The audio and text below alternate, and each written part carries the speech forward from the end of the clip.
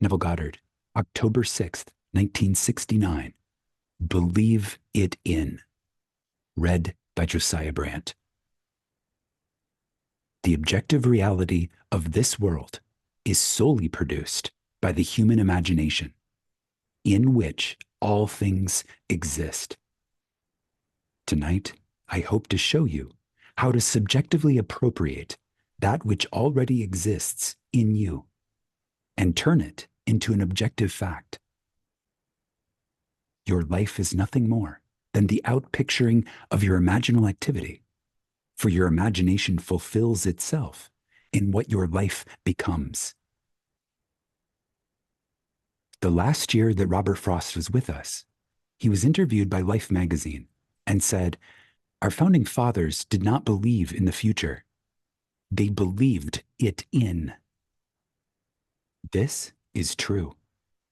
Having broken with England, our founding fathers could have established their own royalty here by making one of them the king, thereby perpetuating a royal family. They could have chosen a form of dictatorship, but they agreed to imagine a form of government that had not been tried since the days of the Greeks. Democracy is the most difficult form of government in the world, yet our founding fathers agreed to believe it in. They knew it would take place because they knew the power of belief, the power I hope to show you that you are tonight. To say, "I am going to be rich," will not make it happen. You must believe riches in by claiming within yourself, "I am rich." You must believe in the present tense because the active creative power that you are is God. He is your awareness, and God alone acts and is. His name forever and ever is I am. Therefore, he cannot say, "I will be rich," or "I was rich," but "I am rich." Claim what you want to be aware of here and now.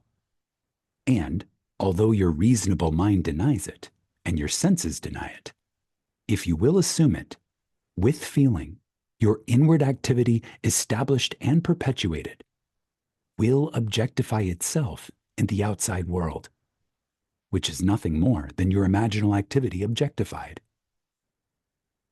To attempt to change the circumstances of your life before you change its imaginal activity is to labor in vain. This I know from experience. I had a friend who hated Roosevelt, yet wanted him to change. Every morning while shaving, my friend would tell Roosevelt off. He found great joy and satisfaction in this daily routine, yet could not understand why Roosevelt stayed the same. But I tell you, if you want someone to change, you must change your imaginal activity, for it is the one and only cause of your life. And you can believe anything in if you will not accept the facts your senses dictate, for nothing is impossible to imagine, and imagining, persisted in and believed, will create its own reality. Now, all things exist in God, and He exists in you, and you exist in Him. Your eternal body is the human imagination, and that is God Himself. Your imagination is an actual body in which everything is contained. When you imagine, the thing itself comes out of that divine body, Jehovah. The story of Jesus is a wonderful mystery that cannot be solved until you discover from experience that He is your own wonderful human imagination. We are told that God speaks to man in a dream and unveils Himself in a vision.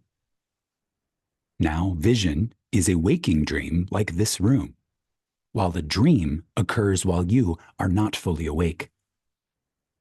A few years ago, this vision was mine. I was taken in spirit into one of the early mansions on Fifth Avenue in New York City at the turn of the century. As I entered, I saw that 3 generations were present, and I heard the eldest man telling the others of their grandfather's secret. These are his words. Grandfather used to say, while standing on an empty lot, "I remember when this was an empty lot." Then he would paint a word picture of what he wanted to build there. He saw it vividly in his mind's eye as he spoke, and in time, it was established. He went through life in that manner, objectively realizing what he had first subjectively claimed.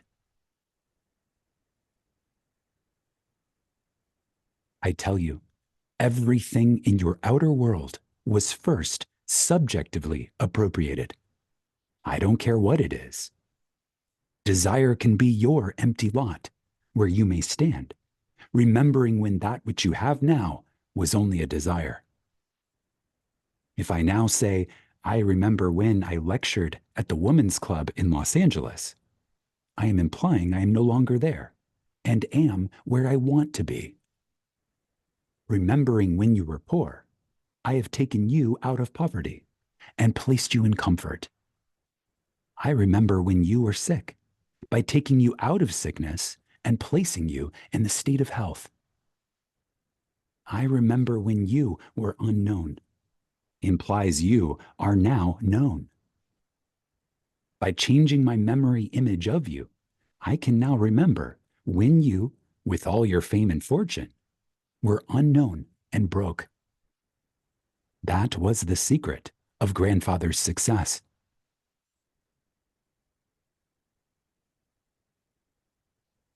This is what I learned in vision. Do not put this thought aside because it came to me in vision. In the 12th chapter of the book of Numbers, it is said that God speaks to man through the medium of dreams and makes himself known through vision. If God makes himself known to you through vision and speaks to you in a dream, what is more important than to remember your dreams and visions? You can't compare the morning's paper or any book you may read to your vision of the night, for that is an instruction from the depth of yourself.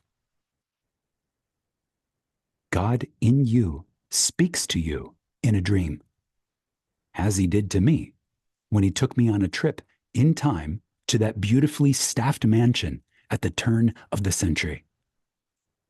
As spirit, I was invisible to those present, but I heard more distinctly than they and comprehended the words more graphically than they, because they had their millions. And who is going to tell one who already has millions how to get them? I entered their environment to hear their story, in order to share it with those who will hear and believe my words, and then try it. This does not mean that, just because you heard my vision, you are going to enjoy wealth. You must apply what you heard, and remember when. If you would say, I remember when I could not afford to spend $400 a month for rent, you are implying you can well afford it now. The words, I remember when it was a struggle to live on my monthly income, implies you have transcended that limitation.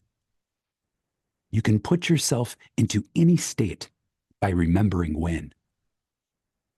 You can remember when your friend expressed her desire to be married.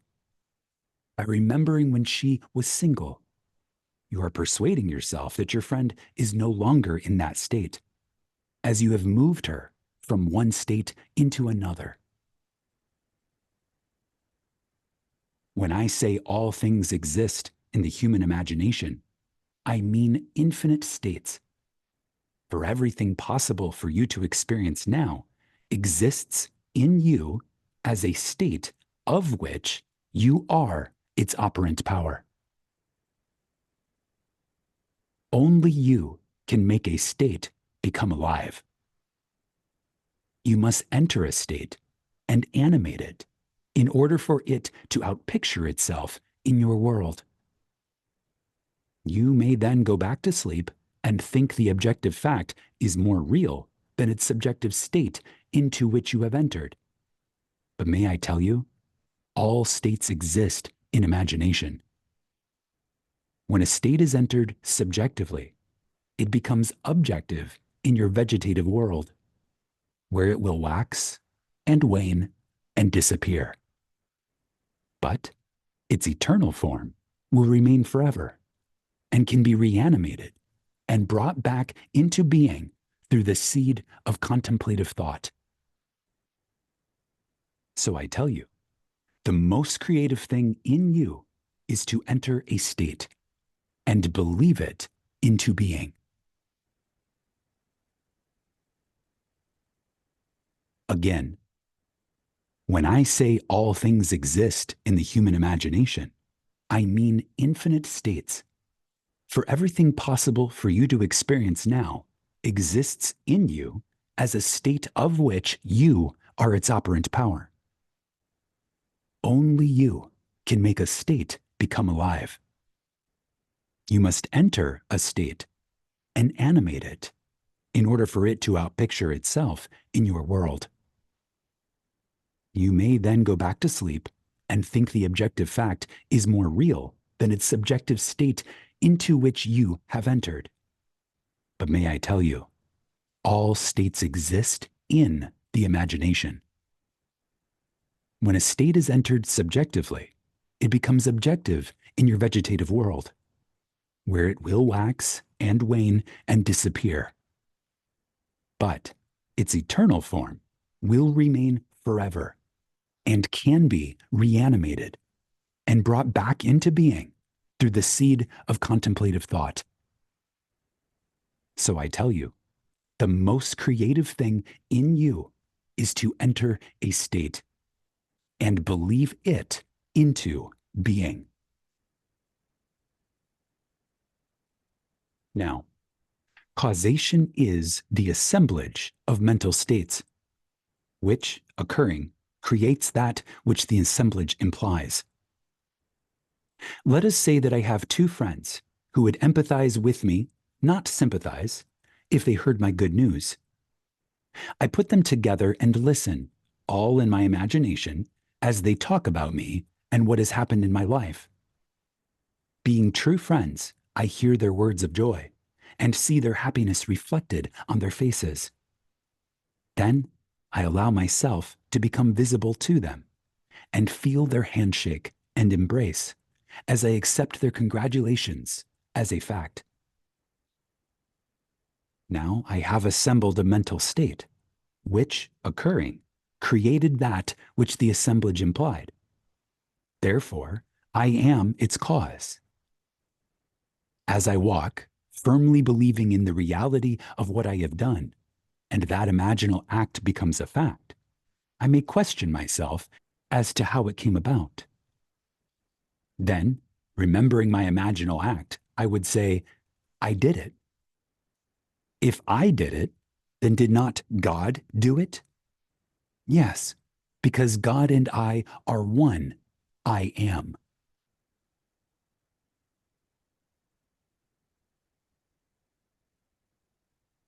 Are you going to continue to believe there is another on the outside? Or are you going to believe the great confession of faith, which I would urge you to accept? It is the great Shema. Hear, O Israel, the Lord our God, the Lord is one. If the Lord is one, he can't be two. Therefore, if his name is I am, and you say I am, you must be one with the Lord, who brought the world into being. Listen to these words. By faith, we understand that the world was created by the word of God, so that things which were seen were made out of things which do not appear.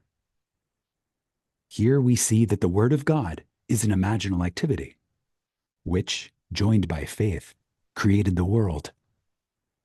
and faith is nothing more than the subjective appropriation of an objective hope. Now, when you discuss your desire with me, you cannot see my imaginal act relative to you. If you tell me you need a job, and I accept that thought, when I think of you, I remember your need. But if I changed your words and heard you only tell me that you loved your job, I could remember when you needed one. For now, my memory bank contains the fact that you have a job you like very much. And when we meet again, you tell me that you have it. You are only bringing confirmation of my imaginal creative act. Now, if imagination works this way, and it proves itself in the testing time and time again, what does it matter what the world thinks? It costs you nothing to try it. And what a change in life it will produce for you. Try it, for you will prove it in performance. This may be in conflict with what you believe God to be. Maybe you still want him to be someone on the outside. So there are two of you and not one. That's all right if you do, but I tell you, God became you, that there would not be you and God. He became you, that you may become God. If God became you, his name must be in you, and it is. For if I ask you anything, you must first be aware of the question before you can respond, and your awareness is God. You may not be aware of who you are, where you are, or what you are, but you do know that you are. Aware of what your senses and reason dictate, you may believe that you are limited, unwanted, ignored, and mistreated. And your world confirms your belief in your imaginal activity. And if you do not know that your awareness is causing this mistreatment, you will blame everyone but yourself. Yet I tell you, the only cause of the phenomena of life is an imaginal activity. There is no other cause. If you believe in the horrors of the world, as they are given to you in the paper and on television, your belief causes those horrors to continue. Believing the news of a shortage, you will buy what you do not need, blindly accepting the pressure to perpetuate an imaginal activity that keeps you frightened. All through Scripture, you are told to let not your heart be troubled. Be not afraid, and fear not. If fear could be eliminated, there would be no need for psychologists or psychiatrists. It's a bunch of nonsense anyway. Every day, this branch of medicine changes their concepts, and they are always in conflict as to what a man's attitude towards life is. I say to everyone, the whole vast world is now in your human imagination, and you can bring any desire out of it by believing it into being. First, you must know what you want, and then create an image that fulfills it. What would your friends know and talk about it? Imagine they are with you now, discussing your fulfilled desire. You could be at a cocktail or dinner party that is being given in your honor. Maybe it's a little get-together over tea. Create a scene in your mind's eye and believe its reality in. That invisible state will produce the objective state you desire.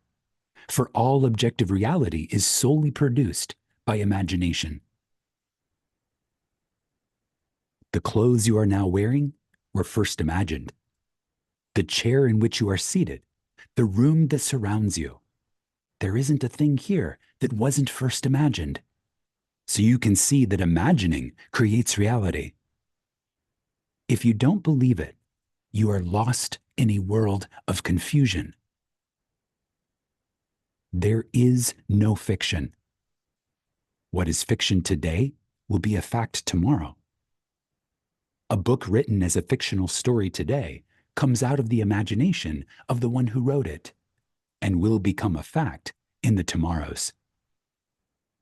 If you have a good memory or a good research system, you could find today's facts. Not every fact is recorded because not every thought is written, yet every person imagines. A man feeling wrongfully imprisoned and desiring to get even will disturb the world, because all things by a law divine in one another's being mingle.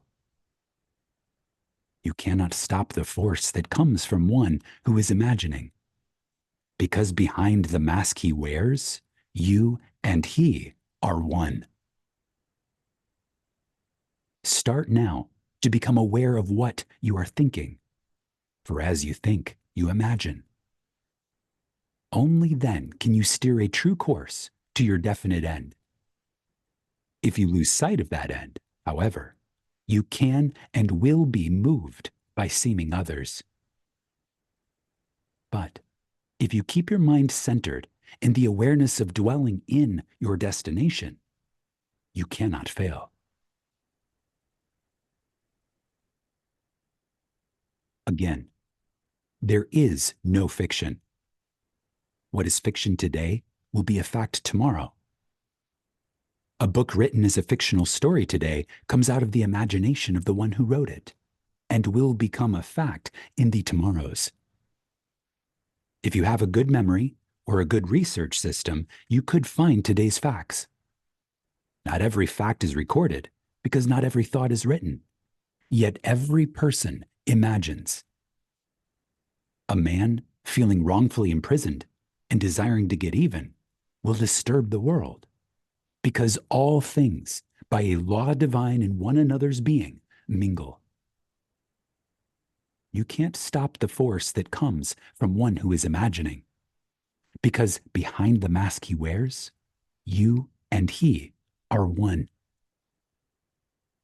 Start now to become aware of what you are thinking, for as you think, you imagine. Only then can you steer a true course to your definite end.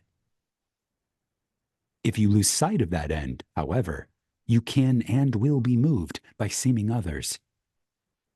But if you keep your mind centered in the awareness of dwelling in your destination, you cannot fail.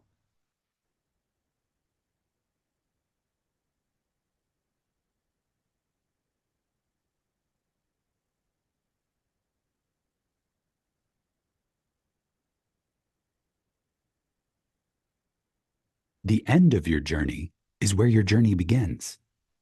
When you tell me what you want, do not try to tell me the means necessary to get it, because neither you nor I know them.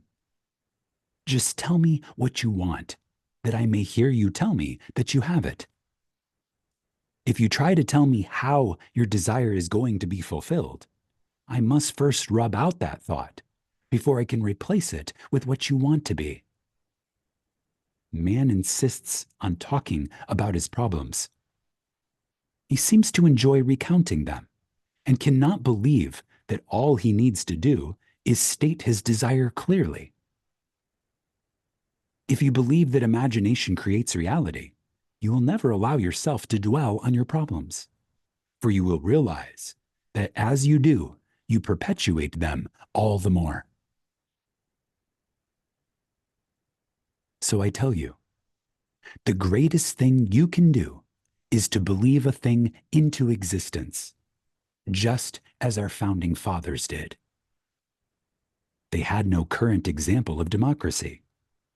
It existed in Greece centuries ago, but failed because the Greeks changed their imaginal activity. We could do that too. Don't think for 1 second we have to continue as a democracy. We could be under dictatorship within 24 hours, for everything is possible. If you like democracy, you must be constantly watchful to keep its concepts alive within you. It is the most difficult form of government. A man can voice an opinion and stage a protest here, but in other forms of government, he cannot. If you want to enjoy the freedom of a democracy, you must keep it alive by being aware of it.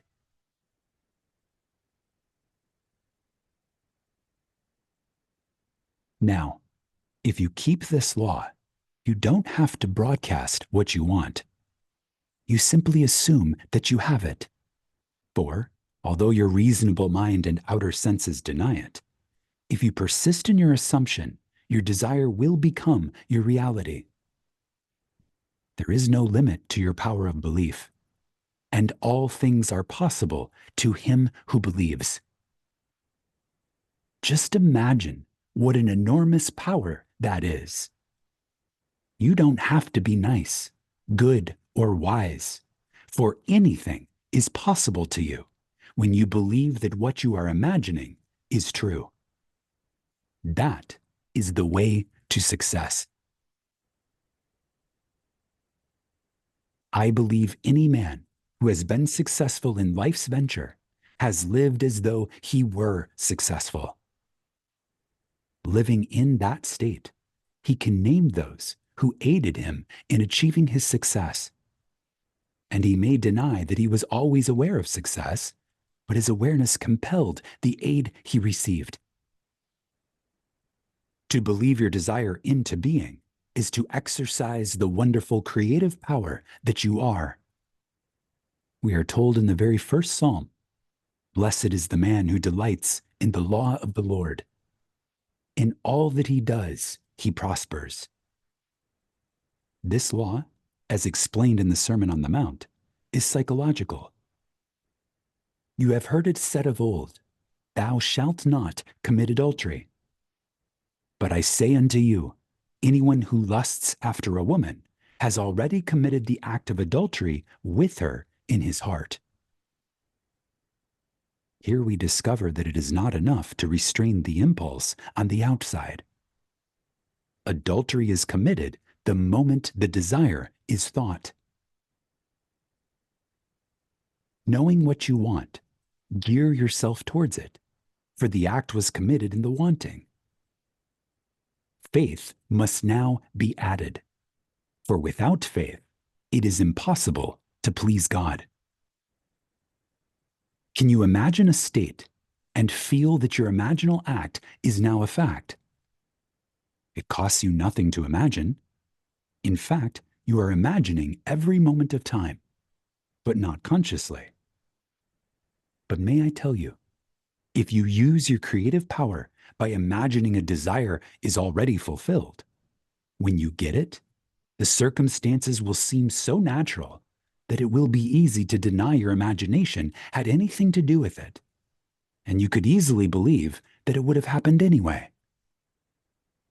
But if you do, you will have returned to sleep once again.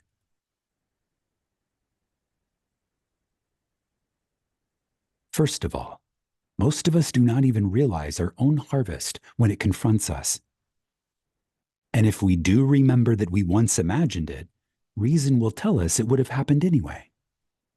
Reason will remind you that you met a man, seemingly by accident, at a cocktail party who was interested in making money. When he heard your idea, he sent you to see his friend. And look what happened. So really, it would have happened anyway. Then, of course, it is easy to ignore the law. But blessed is the man who delights in the law of the Lord. In all that he does, he prospers. Don't forget the law while you are living in the world of Caesar, and apply it wisely. But remember, you are not justified by its use. Justification comes through faith. You must have faith in the incredible story that God promised to bring himself out of you, as you. This is God's promise to all, and all are asked to believe it. It is not what you are, but what you trust God to do that saves you. And to the degree that you trust God to save you, you will be saved. But he has given us a psychological law to cushion the inevitable blows of life. The law is simple. As you sow, so shall you reap. It is the law of like begets like. As you imagine, so shall your life become. Knowing what you want, assume the feeling that would be yours if you had it. Persist in that feeling, and in a way you do not know and could not devise, your desire will become a fact. Grandfather made his fortune by standing on an empty lot and saying to himself, I remember when this was an empty lot. Then he would paint a beautiful word picture of the structure he desired there. This is a wonderful technique. You can remember when you were unknown, penniless and ill, or a failure. Remembering when you were implies you are no longer that, and your power is in its implication. Use the law, and it will take you from success to success, as you conceive success to be. As far as I am concerned, success is to fulfill the promise, and you cannot do that through the law. The promise is fulfilled through faith. Are you holding true to the faith? Examine yourself to see if you are. I have told you an eternal story. Believe it, but do not change it. The story is this: God became you, that you may become God. Use the law to cushion the blows, while God keeps his promise. And then, one day, when your journey is over, you will say, into thy hands I commit my spirit. Thou hast redeemed me, O Lord, faithful God. That is the cry on the cross. Commit your spirit to your imaginal act. Relax and fall asleep, knowing its redemption is assured. Then, when you least expect it, God will prove to you that he has redeemed you by awakening in you as you. Then you will be born, not of blood, or of the will of the flesh, or of the will of man, but of God.